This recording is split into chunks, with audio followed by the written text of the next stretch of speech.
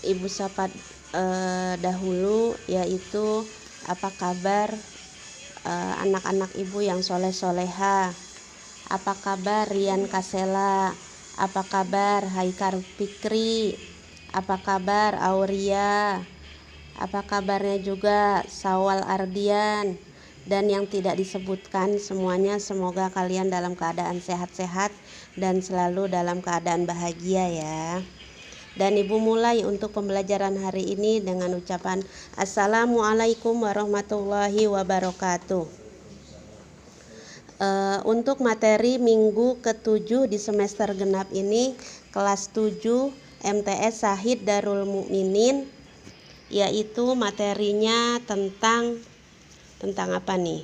Ada gambarnya ada 3 garis, 2 buah garisnya sejajar, dan 1 garisnya memotong garis yang sejajar ini.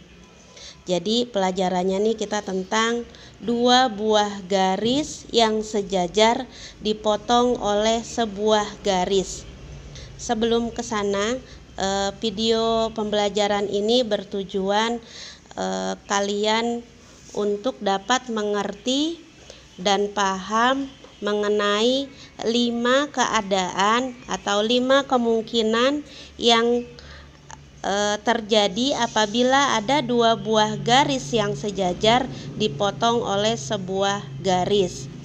Jadi ada 5 kedudukannya ya, 5 macam.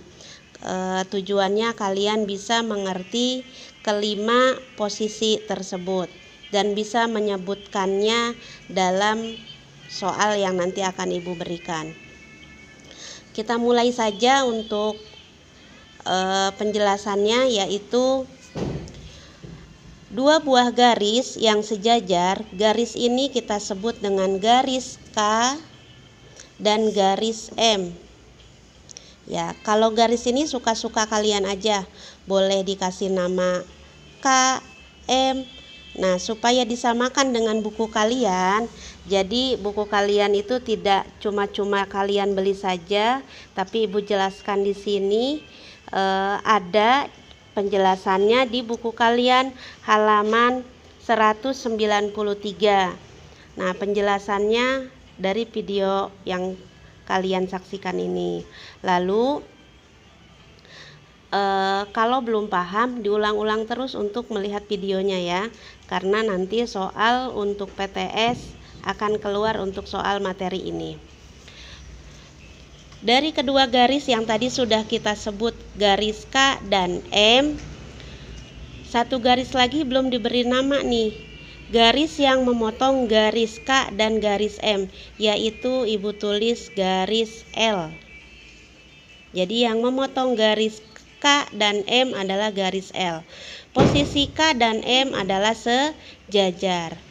Maka titik yang dibentuk dari perpotongan garis L ini yaitu kita sebut dengan titik. Yang pertama adalah titik A. Jadi ini adalah wilayah si A nih, wilayah dari titik A. Dan titik ini perpotongannya adalah B. Berarti wilayah yang di sini adalah wilayah si B. Lalu ada 4 juga nih, 4 wilayah dari si A itu punya 4 wilayah. Yang pertama kita tuliskan di sini 1, 2, 3, 4. Dan wilayah si B juga, wilayah dari titik B, yaitu kita tulis dengan 1, 2, 3, 4. Nah, wilayah ini dibatasi oleh garis-garis yang terpotong ya. Garis M dan L, maka garisnya nih ada wilayahnya yang disebut dengan wilayah 2. Dari titik apa? Titik B. Jadi ini nanti untuk yang ini disebut B dan yang ini disebut A. Untuk ini disebutnya A1. Wilayah ini disebutnya A2. Wilayah ini disebutnya A3 dan wilayah ini disebut dengan A4. Begitupun dengan yang B. Ada 5 macam dari pertemuan antara 2 buah garis yang sejajar bila dipotong oleh sebuah garis. Yang pertama adalah sudut sehadap. Sehadap itu apa sih? Sehadap itu sama-sama menghadap yang sama. Kayak sholat itu kita sama semua nih. Semua umat Islam seluruh dunia menghadapnya sama, yaitu menghadap kiblat semuanya. Maka kalau untuk garis ini, untuk menghadap yang sama, yaitu terbentuk dari, ayo coba yang mana? Menghadap sama. Dari yang A dengan B kita membandingkannya ya. Yang berhadapan sama atau sudut sehadap yaitu A2, A1 dulu deh. A1 sehadap dengan sama-sama menghadap wilayah sama nih. Wilayahnya ini, maka wilayah yang sama adalah yang ini. Yaitu apa? Sehadap dengan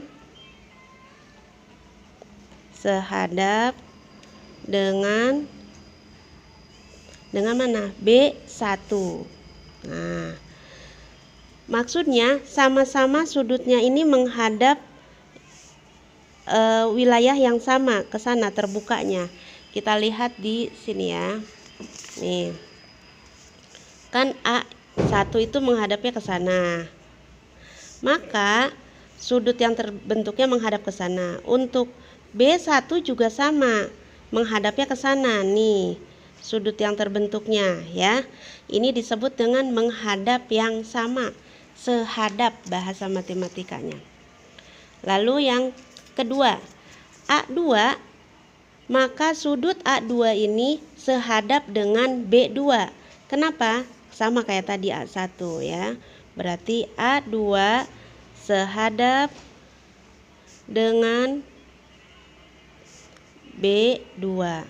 Begitupun A3 sehadapnya dengan B3. A3 sehadap dengan B3. Lalu A4 sehadap dengan apa? B4. Untuk sehadap bisa dimengerti. Nah, sama-sama menghadap A4 ke sini. Maka B4 juga sama ke sini. Itu yang disebut dengan sehadap. Yang kedua adalah pasangan sudut dalam berseberangan. Sekarang kalian harus paham dulu yang disebut dengan dalam dan luar. Mana yang disebut dalam? Nah, kan garisnya tadi seperti ini ya. Ini garis K, ini garis M. Ini garis yang memotongnya adalah L. Yang disebut dalam adalah wilayah yang ada di dalam sini nih. Nah, ini wilayah yang disebut dengan dalam. Di dalam apa? Di dalam garis yang sejajar. Maka untuk wilayah yang ini 1, 2, 3, 4 ini disebut luar. Wilayah ini disebut dalam. Supaya kalian tidak bingung, dalam itu apa sih Bu? Luar itu apa sih Bu? Nah ini nih, wilayah ini disebut wilayah dalam. Wilayah ini di luar dari garis yang sejajar itu disebut luar. Nah kita kembali ke sini. Pasangan sudut dalam berseberangan. Nah anggaplah garis L ini adalah jalan raya ya. Jalan raya, maka kalau berseberangan kan dalam, berarti wilayahnya yang ini ya, di dalam. Berseberangan berarti melewati dari garis L 2 dengan 4 nih, A2 dengan B4 yang disebut dengan sudut dalam berseberangan. Ibu tulis yaitu A2 dalam sudut dalam berseberangan dengan apa? B4. Ada satu lagi yaitu apa? Kalau A3 kan ini di dalam ya. A3 berseberangan dengan B1.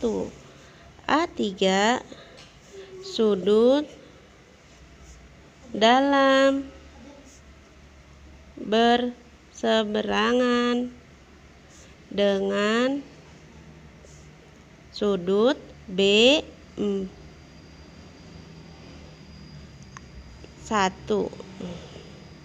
Nah, kelihatan? Nah, ini jadi untuk garis L, kalau yang melewati garis L 2 dengan 4 itu sama-sama yang disebut dengan sudut dalam berseberangan. B1 dengan A3, ini kan nyebrangin ya, loncat dari garis ini, maka disebut dengan berseberangan. Sekarang lagi, sudut luar berseberangan. Kalau luar, tadi tuh, luar itu wilayah yang ada di luar dari garis yang sejajar. Maka yang di luar ya, yang di luar. Maka A1 dengan apa pasangannya? Dengan luar berseberangan. Ini luar berarti dengan B3. Lalu kalau A4 dengan apa? Nah, A4 berseberangannya melewati dari garis L berseberang atau nyebrang, yaitu dengan B2 ya, B2. Sampai sini paham tidak? Kalau belum paham, dijeda dulu sama kalian videonya, dipelajari, baru dilanjut ke selanjutnya. Nih nomor 4. Sekarang pasangan sudut dalam sepihak. Dalam sepihak itu apa? Nah, ini kan dalam nih, dalam. Sepihak itu tidak menyeberangi garis L. Maka A2, nah ini sama-sama dalam sepihak nih, segini ya, sepihak. Dengan B apa? Dengan B1. Jadi tidak loncat ya. Kalau ini kan loncat ke sini. Kalau ini, kalau sepihak berarti ini dengan ini, A2 dengan B1. Sekarang yang dalam juga, dalam sepihak lagi, yaitu ada 2 pasang ya, yaitu A3 dengan B4, yaitu B4. Sampai sini paham? Ya, boleh dijeda dulu sambil kalian pikirkan. Kalau ada pertanyaan boleh komen di kolom komentar.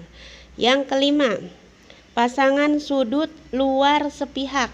Nah, kalau luar itu berarti yang di luar dari garis yang sejajar ini nih. Kalau ini dalam, kalau ini luar. Tapi disebut sepihak, sama-sama di sebelah sana. Nah, ya. A1 dengan apa? B2.